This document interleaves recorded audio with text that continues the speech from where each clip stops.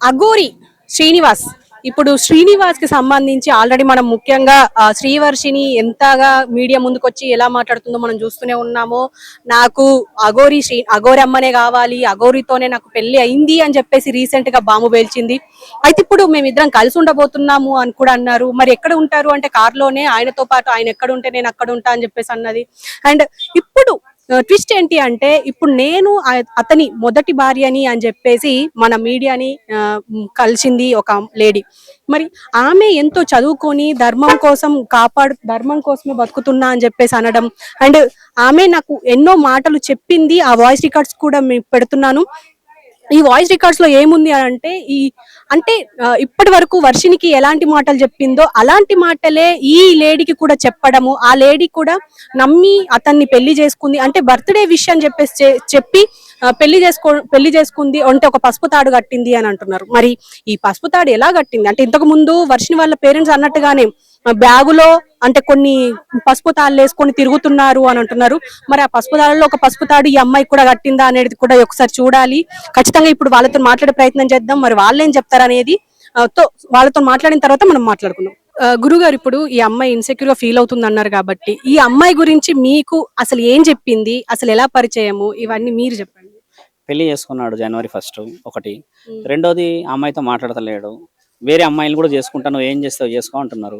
సనాతన ధర్మం అంటే ఇది కాదు శ్రీనివాస్. నువ్వు అన్నావు కదా ఏం చేస్తావు చేయమని. ఇదిగోండి ఇక్కడే ఉన్నదా ఆమె. కాబట్టి ఆడబిడ్డను కాపాడాల్సిన అవసరం ఉన్నది. కాబట్టి ధర్మరక్షణలో మనం ఉండాలి. ఆ అమ్మాయిని కాపాడే బాధ్యత ఉండాలి. హ్యాపీ బర్త్డే కేక్ వస్తాను వచ్చిండు. అది తల్లి కొన్ని విషయాలు నాకు ఏం చెప్పిందంటే, తల్లి మాట్లాడతాను కదా, అది ఏం చెప్పిందంటే హ్యాపీ బర్త్డే కేక్ వస్తాను వచ్చిన తర్వాత ఈమెగా అవి ఒక దండలు అవి చూపెట్టినాం కదా, అది వేసింది. గిట్ల ఎత్తారు కానీ ఇంకోటి చాయ్ నుగ్గా పసుపు కొమ్మ ఎందుకు కడతారు, ఏమైంది తల్లి ఇదంటే మా అమ్మాయి నేను తర్వాత చెప్తుంది కానీ అన్న తర్వాత కొన్ని విషయాలు ఈ అమ్మాయి కూడా భయపడి దాచిపెట్టింది. తర్వాత నాకు చెప్పేసిన తర్వాత యూట్యూబ్లో ఇక ఇట్లా చూసి ఈమె మామయ్యకి ఇట్లా అయిందట అంటే నేను కూడా చూసిన. ఎందుకంటే నేను ఎక్కువ సెల్లు చూడను, పని నేను చూసుకుంటే. అంటే ఇప్పుడు తన అఘోరి అని మీకు తెలిసిన తర్వాత ఇలా మీ మేనకోడలికి పెళ్ళైందని మీరు ఎట్లా ఒప్పుకున్నారు, దాన్ని ఎట్లా రిసీవ్ తల్లి అదే ఆమె భయపడి కొన్ని దాచిపెట్టిందని నేను చెప్తున్నాను కదా, నాకేం చెప్పలే. తర్వాత ఇదేంటిది పద్ధతి అంటే ఆ మామయ్యకి ఇట్లా జరిగింది అంటే, మరి అసలు మొగోడే కాదు కదా, ఒక అమ్మ రూపాయలు అంటే అదే. నాకు కూడా కొన్ని చెప్పిండు ఏంటంటే, మనం ఒక ఆశ్రమం పెడతా, అలా గోశాల పెడదాం, ధర్మం కోసం పోరాటం చేద్దాం అని చెప్పిండట. అని మాయ మాటలకి మోసపోయింది. ఇది జరిగింది తల్లి. ఇక్కడ కొండగట్టులో వేసుకున్నారంట, హనుమాన్ టెంపుల్ తల్లి. వాళ్ళు చేసుకున్న తర్వాత ఎన్ని రోజులకు చెప్పింది మీ మేనకోడలు మీకు? మాకు 2 రోజులైంది తల్లి. 2 రోజుల తర్వాత అప్పటికి మీ ఇంటికి ఎప్పుడన్నా అఘోరి రావడము, మాట్లాడము, సో నేను పెళ్లి చేసుకున్నాం నిజమే అని చెప్పడం జరిగిందా ఏమైనా? నేను ఫోన్ చేసి ఇదేం సంగతి అంటే, కొన్ని రకాలుగానే ఆయన మెంటల్ గా కొంచెం వెరైటీగా ఉన్నాడు. అది కానీ మాట్లాడిన తల్లి మాట్లాడిన ఇది ఏంది అంటే, చిన్నపిల్లలు కదా, నేను ఆడపిల్లల్ని సంతోష పెట్టుకుంటూ పోతా అంటే షార్ట్ కట్ లేదే చెప్పేసి. ఇప్పుడు ఆయనే సరే మిగతా ఏమైనా ఉంటే తెలిసిన తర్వాత మీరు ఎట్లా రానిచ్చారు, ఎట్లా ఒప్పుకున్నారు? అదే కదా మేము ఓపెన్ చేసినా కదా తల్లి. మేము ఓపెన్ చేసిన తర్వాత ఇక అప్పటి నుంచి నాకు కాంటాక్ట్లకు వచ్చి నేను ఈ అమ్మాయితో కూడా కొన్ని రోజులు సెల్ కూడా మాట్లాడలే. కాదండి, ఇది అఘోరి ఇది పెళ్లి కాన్సెప్ట్ ఏంటిది? ఆయనకే అంటే ఆయన అబ్బాయి కాదు పెళ్లి చేసుకోవడానికి, ఇది మోసం చేయడానికి. ఆయనే ట్రాన్స్జెండర్ గా మారడం జరిగింది. తర్వాత ఈ పెళ్లి కాన్సెప్ట్ ఏంటిది, మీరు ఎలా ఒప్పుకుంటారు? జరిగింది.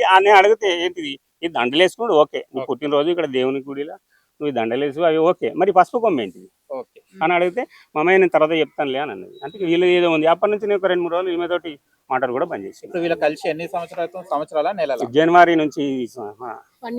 ఇప్పుడు ఏం కోరుకుంటుంది ఆమె? డిసెంబర్ 31 అయిపోయిన తెల్లారితే January 5. కోడలు ఏం కోరుకుంటుంది ఇప్పుడు? ఆమె కోరుకునేది ఒక్కటే స్వామి, మీకు అందరికీ దయచేసి ఒకటే మాట చెప్తాను. పోలీస్ డిపార్ట్మెంట్ కానీ మీ మీడియా వాళ్ళు కానీ ఆమెకు సీఎం గారికి కూడా ఇక అందరికి చేతులు జోడించి నమస్కరించి ప్రార్థిస్తున్నా. ఆమె ఇప్పుడు ఈ అమ్మాయికి ఇట్లా జరిగింది, ఇంకో అమ్మాయి యూట్యూబ్లో చూసినాం, ఆమె కూడా ఇట్లా జరిగింది. ఇట్లాంటి ఆడపిల్లలకి ఇంకా ముందు అది జరగద్దు, ఆయనకి కఠినమైన శిక్ష పత్రం పడాలి. ధర్మో రక్షతి రక్షిత, ధర్మాన్ని కాపాడితే మనకి కాపాడదు అంటే మేము ధర్మంగానే ఉన్నది ఆ అమ్మాయి కూడా. నాకు తెలిసేసరికి కూడా ఇక ఖండించదామంటే ఆడు దొంగ దొరుకుతలేడు. కానీ ఆయన ఉన్నప్పుడు అంటే ఈయన కొంచెం అఘోర కాబట్టి వశీకరణ అది స్వామి చెప్పిందండి. ఒక 2 నిమిషాలు కూడా టైం ఇయ్యడు. ఇప్పుడు ఈ స్వామి తోనే అంటే మాట్లాడుతున్నా, మీ కోడలు ఆయన మీతో మాట్లాడుతుంటే ఇట్లా ఒక 2 నిమిషాలు కూడా టైం ఇయ్యడు స్వామి. ఆయన ఇయ్యరు, మీ కోడలికి టైం ఇచ్చాడు కాబట్టి మీ కోడలు అంటే నార్మల్ గా అఘోరి పరిచయం కాకముందు ఎలా ఉందో అఘోరి పరిచయం అయిన తర్వాత అలాగే ఉందా, లేకపోతే ఏమైనా వశీకరణ అలాంటిది ఏమన్నా ప్రయోగించాలంటే? ఎందుకంటే ఇప్పుడు వర్షిని వాళ్ళ అమ్మ వాళ్ళు కూడా Yes. మా పాపకు వశీకరణం చేసే అంతవరకు తిప్పించుకుంటున్నాడు అని చెప్పేసి మాట్లాడుతున్నారు కాబట్టి ఆ వర్షంలో కూడా ఎప్పుడైనా మీ కోడలు అది అట్లా చేయడం జరిగిందా? మాకు అట్లాంటి తెలివై స్వామి. స్వామిలకు అలాంటి తెలియదు. మనం చేయాల్సింది ఏంటంటే ఇప్పుడు ఈయన వాళ్ళ మామగారమ్మ, మీరందరూ చేయాల్సింది ఏంటంటే మన తెలంగాణలో ఆంధ్రప్రదేశ్ లో ప్రజలకు తెలియాల్సింది ఏంటంటే అక్కడ ఒక వర్షిని ఉంది, ఇక్కడ ఇంకో అమ్మ ఉంది, ఇట్లా ఇంకెవరైనా ఉన్నా కూడా రేపటి రోజు ఆయనను అడ్డుకోకుండా సనాతన ధర్మం అనే ఇలా పేరు పెట్టి ఎంతమందిని ఇబ్బంది పెడుతుంటే ఇంకా సమాజం ఎందుకు చూస్తూ కూర్చుంటున్నది, నాకు న్యాయం చేయండి అని మన దాకా రావడం జరిగింది. కాబట్టి మీరందరూ కూడా ఏకం కావాలి, ఛానల్ అందరూ వాళ్ళు కూడా ఆ అమ్మాయి వెనక పడకుండా ఆ అమ్మాయిని మనం కాపాడి రుజువు చేసి చూపించాలని కోరుతూ సర్వజనులు సుఖంగా ఉండాలని కోరుతున్నాం. ఇప్పుడు ఈ అఘోరి శ్రీనివాస్ అని పెట్టుకున్నాం. శ్రీనివాస్ అనే పిలవాలి, అఘోర అని పిలిస్తే మేము ఒప్పుకోము. హిందూ నమ్ముకున్న వాళ్ళందరూ ఎవరు ఒప్పుకోరు కూడా. నిజము. అయితే ఈ శ్రీనివాస్ ఇప్పుడు ఫస్ట్ వైఫ్ అని అంటున్నారు, మరి శ్రీవర్షిని అంటున్నారు. ఇట్లా ఎంత మంది ఉండే అవకాశం ఉందంటారు? ఇప్పుడు శ్రీనివాస్ ని ఏం చేస్తే బెటర్ అంటారు? వాడు నోటితోనే వాడే చెప్పాడు ఆ వర్షిని ఉండగానే ఇంకా మిగతా అమ్మాయిలు 10 మంది ఉన్నారు, వాళ్ళను కూడా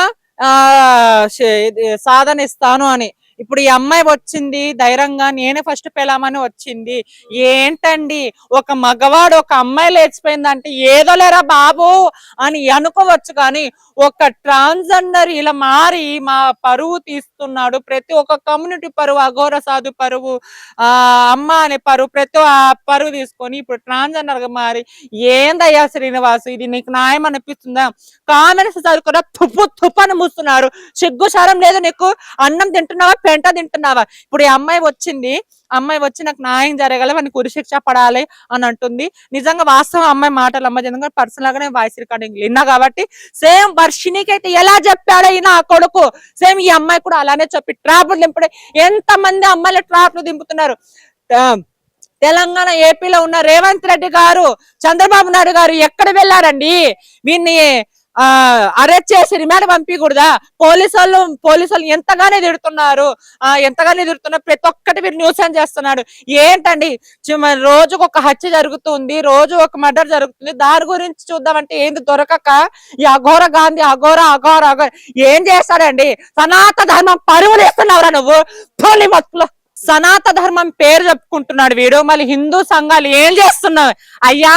ఆ రోజు నేను వీడు అఘోరగాడు ఫేక్ అని చెప్తే అబ్బా మాధురి ప్రియా చౌదరి మేడం గారు చిటికేసి నీ హంతు చూస్తా, నీకు అది చూస్తా.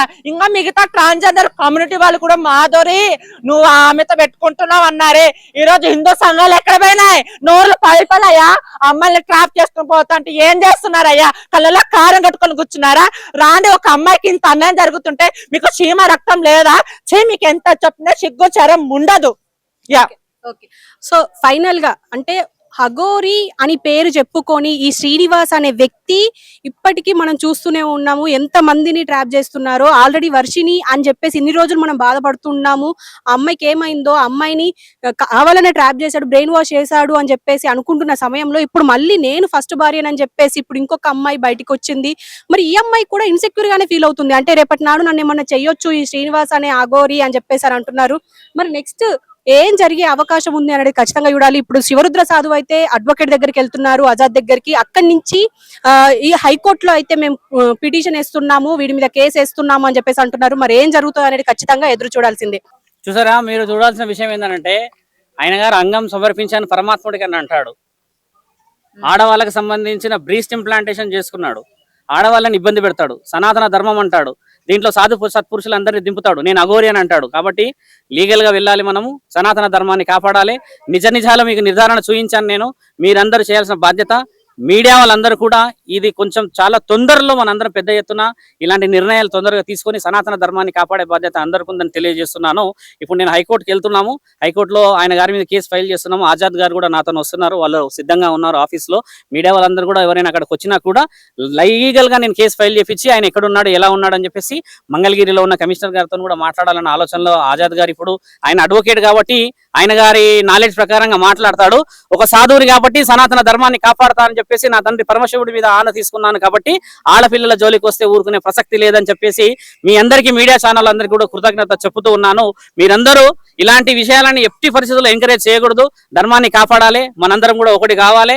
ఆ అమ్మాయిని వర్షిణిని కూడా కాపాడాలి.